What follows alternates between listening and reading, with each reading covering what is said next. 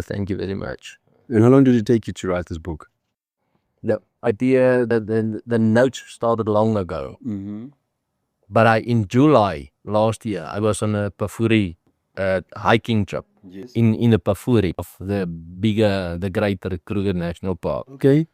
So Steve Falconbridge, he wrote one of the forwards in the book. He's a celebrity on Wild Earth. I met him there. Oh yes, oh yes. And there is, you'll see him a lot on that Wild Earth program. Yes. And I was on a hiking trip with him. It was a men's rewilding, was the name, men's rewilding. You go back into your roots. And so you're not allowed to take anything apart from, your food and stuff. And what is made in you is just men. We slept under the stars at night. Wow. No cover, no tents. Under the stars. And that's in Big Five country. You walk during the day, so they were two field guides, Steve is one. They walk with their rifles and I think but before we go, you had to be also your intention. What is your intention? And that stage, my intention was I want to have a bigger impact on, in businesses and people's lives. But how it's going to look like, I didn't know. And I think that's where the idea is, hey, but you know what? I must actually write a book. Exactly. That was one night around the campfire when we do not just have like small talk. You really go, what did you tell us about? So the one that it's like wind, air, water, and fire. And every one of them represents like, your grandfathers, your grandmothers, your father, and your mother. So then that whole day is about one of them. But I believe that it's a culmination of my, all my studies, of my corporate career, of my being a business coach now for 16 and a half years. I was 16 and a half years. I was 23 years in corporate. And from that experiences and lessons learned, and I think maybe this is how it became easy for me to study just like business. And then we underestimate maybe what's going on, our minds and what is truly possible. It's like a culmination of that. That's what I believe, that it is there. You have to be curious and have a growth mindset and want to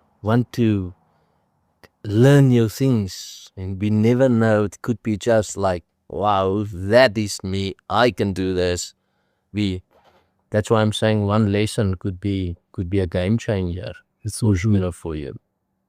Thank you so much. Did you start off with art, or was it photography, or was it wildlife? Photography. Yeah, wildlife and photography. And photography, wildlife photography. Yes. It's one of my hobbies. Is it? Just because we love going to the different game parks and spend a lot of time in the different game parks, and specifically because Kruger National Park is actually fairly close by. Oh yes. It's not far from Joburg.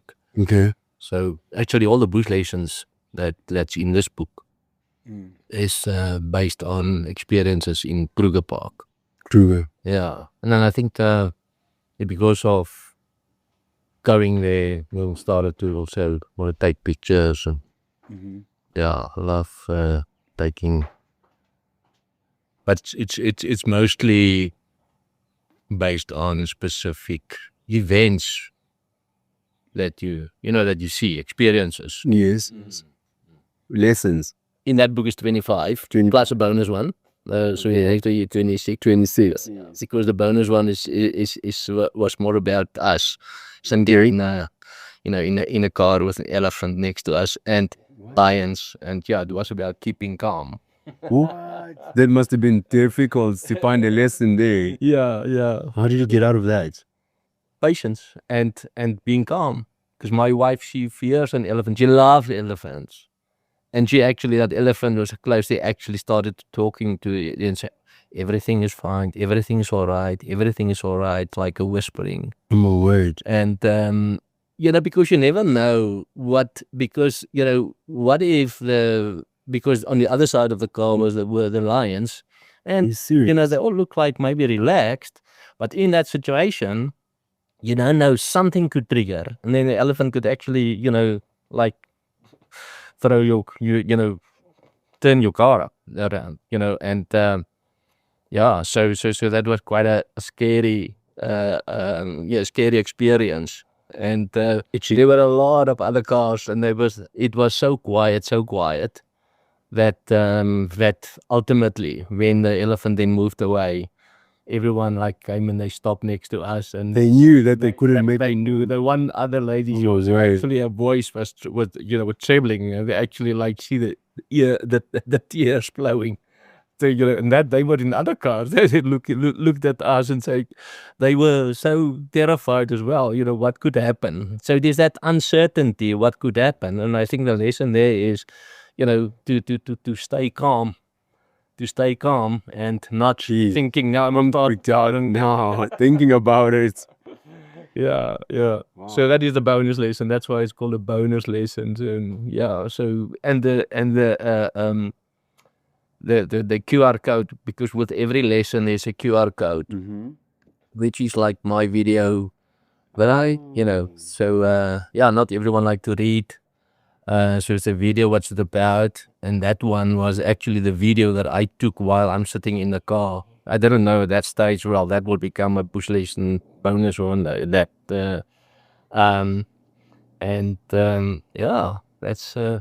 Was it just the two of you in the car? the two of us in the car. No way. Yeah. Yeah. So you never know what could happen. And I think it's just to stay calm. And that was that lesson about. Okay. And before you just even go anywhere, your passion for wildlife, it must have come maybe from your upbringing, maybe how you grew up, or tell me a little bit about what was your young life like. I grew up in Northern Cape. Oh, Yeah, actually a place called Kakamas. It's in Northern Cape. I grew up there. So my grandparents, my granddad was a farmer. So spent a lot of time with him as well. And but that was a different kind of, you can't really call it bush. That's a Kalahari. A lot of sand, that kind of thing. But always loved going to different places. But I mean, when I was a child, because we were mainly in a Bloodland area, my dad and my parents, we always actually mostly went for holidays. We went to to the ocean, different places there. I actually only started to go to the the Kruger Park when I was after I actually studied. okay. Yeah. And you studied photography or? No, I studied in business. Okay. Yeah, so I studied BCom. I got my honors in BCom. Later did my masters, and I've been a lifelong student. But I mean, no, it was not that. It is just that that I love the bush. I think it is got something that I just went there, and every time, because it is so unpredictable. Yes. So every time we actually love going there and be outside of the normal day to day. And it kind of let you just be fully present. And what I have found is that when when we drive, I always, it's like that quiet time. And when I see something interesting, I always think, but that's just like business. Absolutely. Yeah, and this is how it started. So I made a lot of notes, and even when we stop at a place at my wife Benita, she always she knows that, okay, leave Francois, but because they were making my notes. Mm-hmm. And a few years ago, I think it was in 2020, we were in Punta Maria, and we had breakfast there. And when we came out, I actually saw one of those, safari vehicles there, standing there. No one was there. And I actually said to Vanita, my wife, said, okay, take a quick video of me. Bush Lessons for Business is about to start. Like that. Like that, just like that. And yeah, I always had this in my, I get a Bush Lessons for Business. And that's how I then also, I started to make short videos, just explaining quickly what it is about and what it means for business. Just a short message. And I think this is how it has grown. And yeah, that's ultimately where the book was born. So those are two parallels. And what's interesting about that is that usually it's a contrast. Business people or people who are working would leave work, and when they want to get away, they'll go to the bush and they don't want to think about business. It's as if it's one place you go to forget about business. And it's interesting that you were able to find a connection between the two. What sparked that? I mean, I think business should not feel like work. mm-hmm. It is what should be your, you do what you love Mm-hmm. in business, in life. So it doesn't feel for me like, if I don't want to think about business, that's maybe, that's one of my passions. So I don't think about it as work. I think about it is how can you use different sources, or because you have to grow as a person to make your business better. And maybe it's just how I'm wired. So I see it as light. I see it as like, that's, how do we learn? Okay. How do we learn from this? And not cutting off any potential insights or learnings, and then, okay, but you know what? It's actually quite simple. Because I think maybe we tend to think that business is very complex, and it becomes very complex with all the, everything, the world becomes complex. It feels sometimes overwhelmed, and you have to have that, knowledge about your business, always improving you in traditional ways. Like, for instance, improve yourself in terms of maybe studies and what you're reading and so on. And I just believe that you must do basics very brilliantly, and don't make that complex problems do not always need complex solutions. And I think that's maybe, and the nature, wildlife is actually, you can learn a lot from it. Because I mean, survival, and you have to take the action, and so I think it's from that perspective that, so I don't see it as, oh, well, it's a struggle. In fact, it is, I believe it is important to change your environment. And yes, I mean, I love doing things. It's just part of it. So I mean, we love our having the picnics, having the braais, having the, always sitting there and having a wine, camping, and then I don't talk business.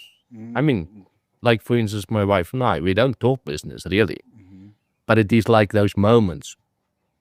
And I also didn't look at business and say, okay, but how can I find something in the bush to explain it? Okay. So that's not how I did it. It is more, okay, what do I see? And then I think, but that is just like business. Mm-hmm. True. So I allow the environment that, because there's no really interferences. There's no interference in your thought, my thought process. And then the idea that comes up, I use that. Give me an example of a challenge what would have been a business challenge where you would use the bush to provide a solution to a business challenge? So one of the biggest challenges that businesses that, I'm talking specifically, this small, medium, large businesses, that you started as the business, the owner, you start this business. Initially, you do everything. And then you grow, you actually also start appointing people. But then at some stage, because of you've been so instrumental in the growth of the business and in, making sure it survives, you're not really thriving. And then you think, but I must always be there. So you actually become captive in your own business, because and that actually leads to stagnation, because it feels like you just run 160 kilometers an hour every day. You don't take the time out to think, and because it's very much operational, do the business, and you reach a ceiling. Now, if you don't change that, then the business will just stagnate and it will not grow. I want to know, so who are the best business, I can't say business people in the world? Who are the best business teachers, or some of the best business teachers In the wild? Yeah. Yeah, I saw a dung beetle the other day. It's not in the book, but I mean, rolling this dung against this little, from the road, and then move back, and then fall back again. And then you actually think, my goodness, it never stops. Okay, now I have to go this route. Yeah. Now I have to go that route. And now I feel, okay, then roll back again. So, no. Ultimately, actually got there. So it might be something as small as this. And I think, realizing, but sure, it is just like that. And I think that is what one of my goals in with this book is to let's blend the traditional learning with this type of learning from the wisdom from nature, and be open to that. Actually open up. One lesson could be a game changer for you. That's true. Yeah. For companies, strategy plays a huge role with when it comes to that. What do you hope companies, especially businesses, whether it's SMEs or big corporations going through adaptation and change, what are some of the biggest lessons you hope they can take from this book? That it's absolutely possible to thrive and not only survive. And to then realize, what are the areas that I need to have a fresh look at. It might be my strategies to make more profit, to improve the cash flow. And there I'm, like for instance, using the Big Five. That is an example of, because the Big Five is like this iconic thing, everyone wants to see the Big Five. And when you see what the difference it makes, for tourism, people can want to see the Big Five. What is that? Do you know the Big Five? Yes. So it's the lion, the leopard, the rhino, the buffalo and the elephant. And often you see maybe 4 of the Big Five, and you're actually thinking, yeah, but I mean, that other one is elusive. It might be sometimes, a leopard. Another time it might be the rhino or whatever. And so in the same way, but then you have to change your strategy. Yeah. Maybe you make use of field guides. Maybe you change the environment there. So, maybe I must actually go and look in that specific area. Maybe I must change when I wake up and earlier in the morning. So I must change my strategies to maybe give me a job. Now, in the same way, I'm saying, so the the big 5 in business, from a profit perspective, there's 5 areas.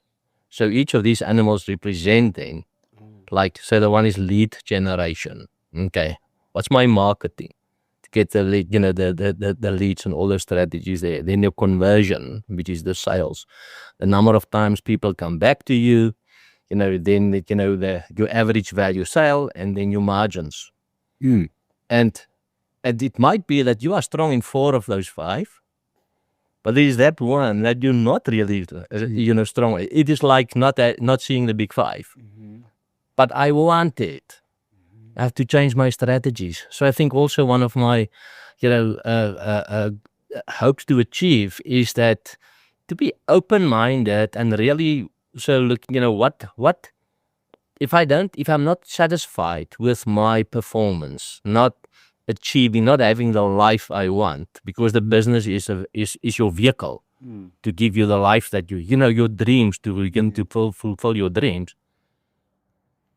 They are these are, it's like gateways to look at and to say, that's not the be all and end all. I see it as it's like a compass. It's not a book that you put there on the shelf. Actually carry it with you. Because it's like simple, practical things every day. And the other thing that I want to achieve, I hope to, is that the conversations in businesses, I've found sometimes it is difficult to, what are the open communication, involve the teams. So if everyone in the business, like in your management team, actually have that book, you use it either as there's a challenge opportunity. Okay, take the Bush Lessons for Business book and see which one is applicable. And then we come and discuss it. What do you learn from it? How can we apply that in the team and in the business? Or it is actually used on a weekly basis, and that's one of some of my clients doing that already. And suddenly it gives more people a voice. Like they feel, we've all now done this. We want to talk about this. What does it mean for me? What does it mean for the team? And how can we apply this in business? Suddenly, I actually contribute more. True. And again, it's not our own thoughts only that will lead to the success. You have to, get the input from everyone. And I think it is there where you start getting a new perspective. Start thinking, small things. This is an opportunity. And how can we then apply this in the business? Short term, medium term, maybe some of them are a little bit longer term, but it's to have those conversations and with an open mind, and to achieve much more than what they had thought is possible. What are some of the biggest challenges you see with the man world, where you think, in the natural world, this is what's missing. If human beings could grasp this lesson, I mean, I'm sure all the lessons here are pretty valuable. Do you think there are certain things that we could be missing out on, that we could learn a lot just from maybe a weekend away, or just analyzing nature, just even being around places got trees or whatever it may be, paying attention, Generally, I believe that, as I mentioned earlier, I think one of the big lessons is to change your environment more often. It might be, as you say, maybe you go to nature, or it's different for different people, but to allow yourself to break away from the absolute noise. Because whose voice are you listening to? And can you listen to the voices that really tell you really are, what is possible for you? And you can't hear those voices when you are running like a madman, or like day to day. So I think that for me would be and I've seen that, experienced that myself, as well as businesses that I've been coaching, and how change of environment is catalyst for new growth. And it's difficult to grasp that because you believe that you have to be there. True. But I mean, it is just our own stories that tell us that. So we have to create new stories. The stories that you tell about yourself. You want new results, much bigger, better results for yourself, your family, and business. You have to create a new story. We all can create new stories with, what is truly possible to unlock your full potential. Fear can drive some people to do really great things, because they're fearful, and it can drive some people to never ever act on certain things. Some businesses don't want to innovate, or for example, are there lessons that on fear that business can take from not just the book, but even in just in foresight? Yeah, I think, fear definitely always play a role and definitely drive you. But I mean, I personally think that cannot really be sustainable, because how do you constantly have fear drive you?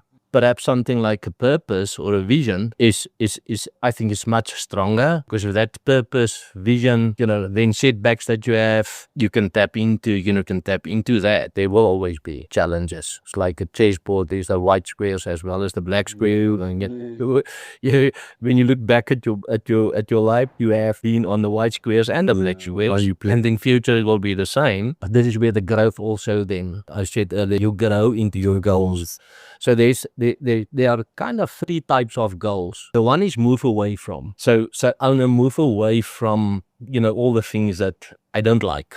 Okay. And that could be a drive. If it is for too long, then, oh well, how exciting is that? So then is the towards my dreams, the goals, the dreams that I have, and how big are my dreams? So that become like a driver. Oh, yes. So which one? And sometimes it actually work in tandem as well. So yes, but that's the next level of goals. And then it is your legacy goals. So maybe I've achieved like everything that I thought, but you know what? Happy. But then again, what's your next level? Because it might be, what is that legacy? What are legacy goals? What are the legacy that you want to leave for your children, for your grandchildren? That one day when they look back and say, so, well, this is the business that my parents or my grandparents, that they built. And that sense of pride, I want to leave them with something like that. But then also, what do they learn from how did you get there? Oh, yes.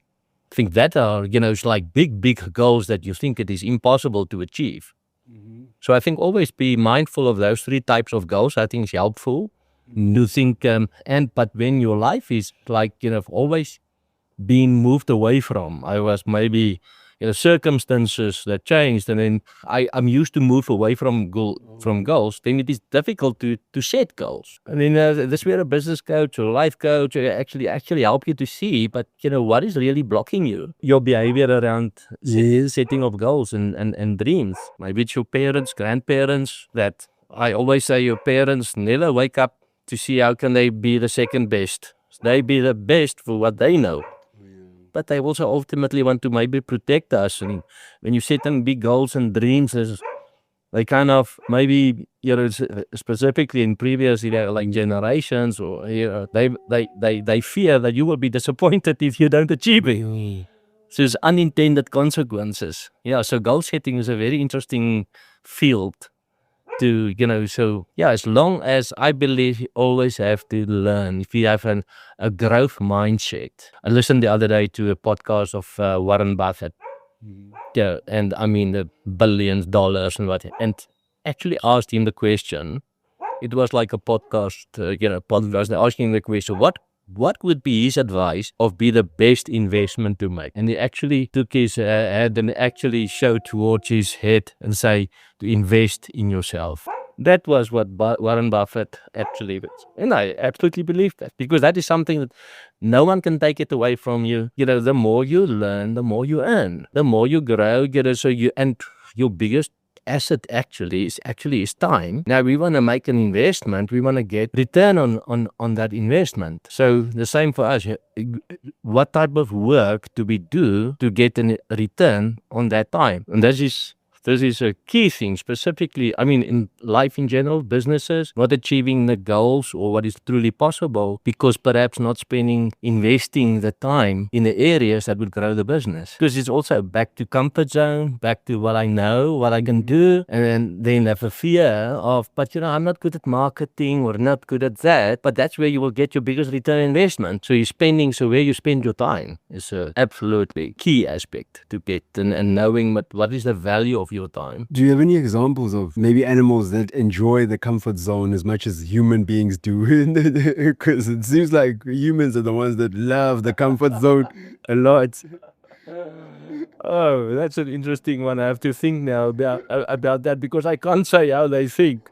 All I know is that if I look at lions as an example, is so during the day they will sleep the whole day underneath a tree, and during summertime, and then they will hunt at night. So I mean, they definitely rest. They love their comfort zone. Don't they get into trouble for that? Nothing ever happens to them. Nothing will ever happen.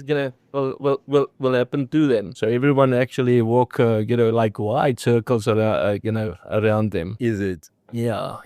At night, you have to be very, very awake. And I think it is that unpredictability, animal experiences, the behavior, and I think that's one of the reasons that I can never say that I've been there enough, because it's never the same. Is it? It's never the same. I mean, just these examples. I mean, I share 25 bush lessons plus a bonus. There's always surprises. Yes. But I mean, you have to be open to it and see the beauty, see the small things. You not be in a hurry.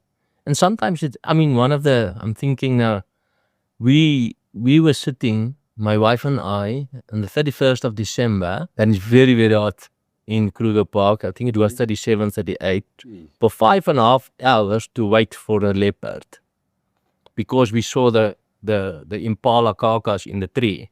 Okay. Now, knowing the behavior of a leopard, I knew that leopard would come at some stage. And it was one of my dreams to actually take a picture very, very close from a leopard, like maybe 2 meters or so. And we were sitting, and after an hour, I think, well, let's wait for another hour. And after 2 hours, well, what if we leave and then they're gonna wait for another hour? At some stage, we had to think about, but when we have to also now think, but we can't be going back to the camp too late because the gates will close. 5.5 hours. So after 5 hours, we're thinking, okay, let's just do another half an hour, but now we're cutting it really, really, And then the leopard came. My lens of my camera was too long. So with my wife, fortunately, she had always, the longer lens and the short Extra pair of eyes. And that leopard came up like what you said, like this, maybe through that wall. Is it? And it was in the tree. So we were underneath the tree, and that leopard actually looked down at me because I had this sunroof open, and I just pressed that button to close it. It was quite but I mean, that adrenaline, that you feel, that you've achieved something, because it was like a dream for me to really be so rewarded. If I didn't have that dream, didn't have that passion for what, I wouldn't have sat there for 5.5 hours. But why, when is it that we have patience? When where do we have to have more patience? So the bush lessons is that goes into a certain in a direction with, let's say, mainly focusing on business, but there's a thought-provoking question for every lesson, that actually what is equivalent to sitting 5.5 hours in a car in extreme heat, even your context, your thoughts about your circumstances, because everyone is unique, everyone's got a specific context. And they said, but how does that actually, maybe apply? Maybe, in time, maybe I don't have patience with my children when that happened. Right there. You have 5 hours for them. Yeah, so the application is that growth mindset, I say. That I think makes a difference. Big difference. Yes. We have a fixed mindset. Well, if you don't learn, we don't grow. And some people are happy with that.